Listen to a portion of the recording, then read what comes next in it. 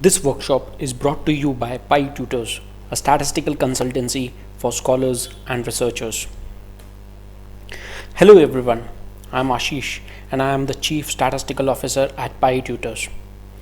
In this workshop, I'll introduce you to the concept of stock price crash risk.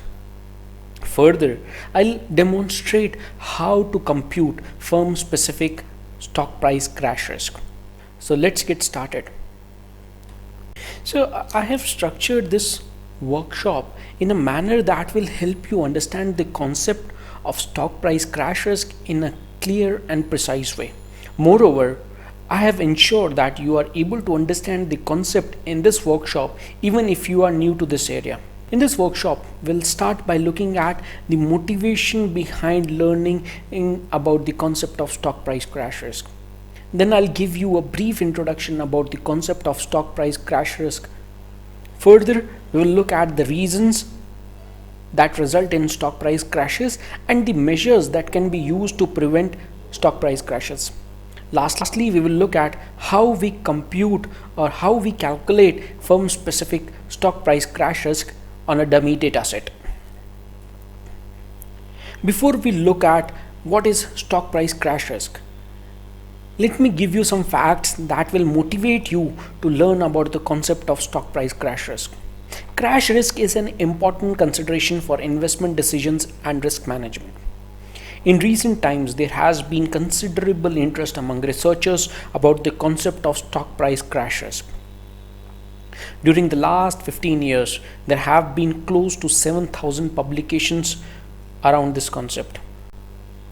In 2013 and 14 alone, there were around 1700 publications. Another motivation to learn about stock price crash risk is that it is closely associated with the effectiveness of corporate governance mechanism in companies. I'm sure you must have heard about the series of corporate scandals that have significantly affected investors' confidence in the financial markets. This, along with the recent financial crisis observed during the last 2-3 decades, have forced the policymakers and regulators to keep a check on the corporate governance mechanism within the companies. This will help in restoring the confidence of the investors. So now let us look at the concept of stock price crash risk in more detail. Stock price crash risk can be defined as the conditional skewness of return distribution. It captures the asymmetry in the risk associated with the stock. Alternately, stock price crash risk can be understood as a phenomena that usually occurs due to presence of bubbles in the stock price. One of the frequently cited reasons for stock price crashes is selfish management practices. These selfish management practices include tax evasion, undertaking projects with negative present value, and lack of transparency of financial information. It is believed that in the absence of optimal contracts, selfish managers usually exploit their informational advantage. They get engaged in short-sighted and opportunistic behavior at the expense of long-run shareholders. In general, such actions, which includes undertaking investment decisions that aim to temporarily boost valuation or engaging in earnings management to preserve an inflated stock price, are unsustainable and will eventually result in stock price crashes when the true fundamentals are revealed. Many research studies in the field of crash risk argue that a stock price crash occurs when investors realize that the stock prices have been inflated. It is widely believed that effective corporate governance mechanisms can curb suboptimal managerial decision making. This can be achieved by disciplining investments, by preventing earnings management, and by improving the information environment. Thus, we can conclude that effective corporate governance mechanisms can help to reduce the opportunistic managerial behavior and selfish managerial practices. In this workshop, My goal is to teach you the computation of firm specific stock price crash risk. In particular, I'll help you with the computation of three measures of stock prices, namely crash years or crash, negative conditional return skewness NC skew, and down to up volatility or DU vol. Since we are interested in firm specific factors that contribute to firm specific crash risk, we first estimate firm specific weekly returns for each firm. The firm specific weekly return for a firm is defined as natural log of 1 plus the residual return from the expanded market model. Here, RJ tau is the return on stock J in week tau and RM tau is the return on the market index in week tau.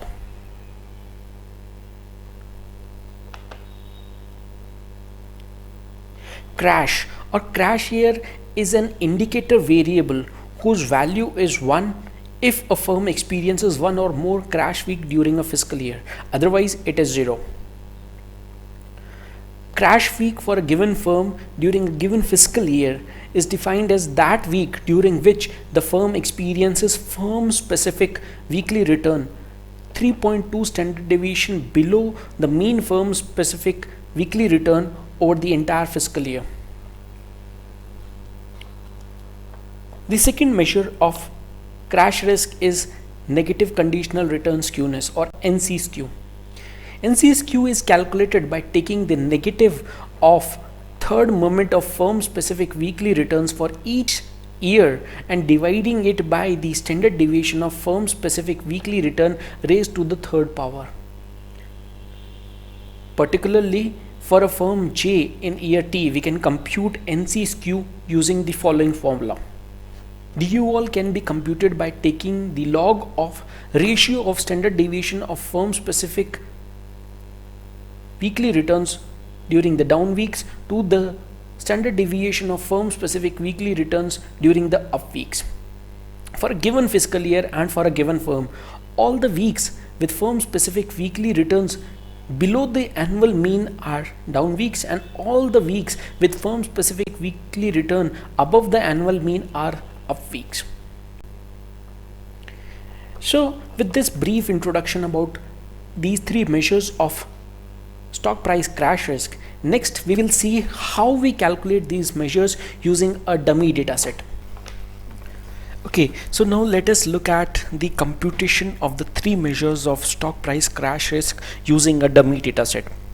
For the purpose of this workshop, we have created a dummy data set that contains the weekly closing price of 100 companies listed on a hypothetical stock exchange. And we have the weekly closing price of the market index. We have compiled data from January 2004 to December 2013 for each of these companies and the market index. Next, we calculate the log returns using the definition of log returns, which is the closing price of the current week divided by the closing price of the previous week. So for each week we calculate the log return for each company and the market index. Once the log returns are calculated, next we generate the lead and the lag series for the market index returns. So we have the market index returns.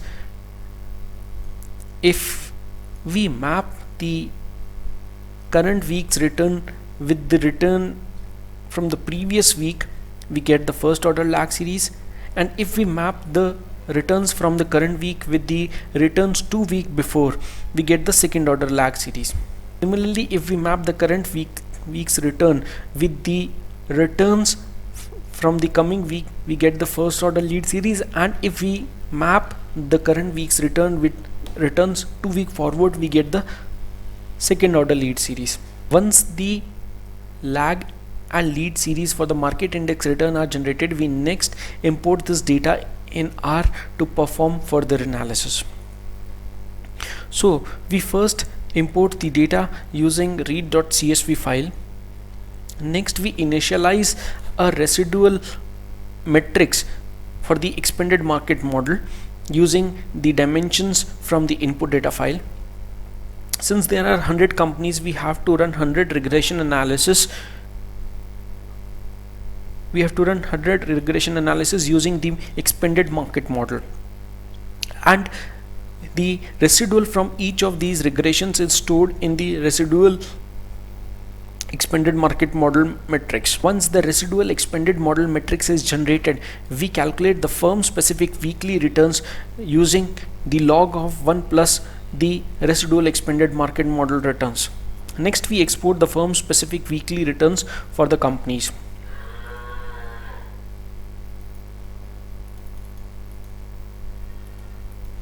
So we have the firm specific weekly returns for each companies during different weeks. For the purpose of clarity, we have tried to distinguish the data for different financial years using a color coding scheme.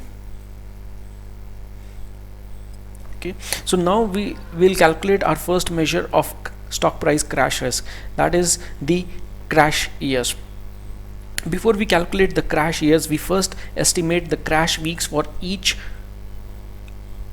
company during each week within a given fiscal year. So a crash week is defined as a week during which the firm's specific weekly returns is 3.2 standard deviation below the firm's specific weekly returns during the entire fiscal year. So if a firm experiences a crash week during a particular fiscal year, we mark it as 1, otherwise it is marked as 0. Once this is done, we next calculate the crash years, which is equal to 1 if a firm experiences 1 or more crash weeks during a given fiscal year. So we can see that company 1 experiences crash year during 2006, 2007, 2010 and so on. So this indicates that during these fiscal years the company had 1 or more crash weeks. Next, we look at the calculation of negative conditional return skewness. In order to calculate the negative conditional return skewness, we first calculate the sum of the cubes of the firm specific weekly returns during a given fiscal year. Next, we calculate the sum of squares of firm specific weekly returns for a given firm during a given fiscal year. Once these are calculated, then using the formula we calculate the negative conditional return skewness for each firm during a given fiscal year. So this is the negative conditional return skewness for each company during different financial years. Next, we look at the calculation of down to up volatility for companies during a given fiscal year. In order to calculate down to up volatility, we first estimate the down weeks and up weeks for each firm during a given fiscal year. A down week is a week when the firm specific weekly returns are below the average firm specific weekly returns over the entire fiscal year, and an up week is a week during which the firm specific weekly returns are above the average firm specific weekly returns over the entire fiscal year. So we have marked the down and up weeks by 1 and 0 respectively. Once this is done, we next estimate the firm specific weekly returns during the down weeks and during the up weeks. Once this is done, we calculate the standard deviation of firm specific weekly returns during the down weeks and the up weeks. After calculation of the standard deviation of firm specific weekly returns during the down weeks and up weeks, we calculate du vol by taking the log of ratio of standard deviation of firm specific weekly returns during the down weeks to the standard deviation of firm specific weekly returns during the up weeks. So in this sheet we have summarized the third measure of stock price crash risk, that is du vol for each company during a given fiscal year.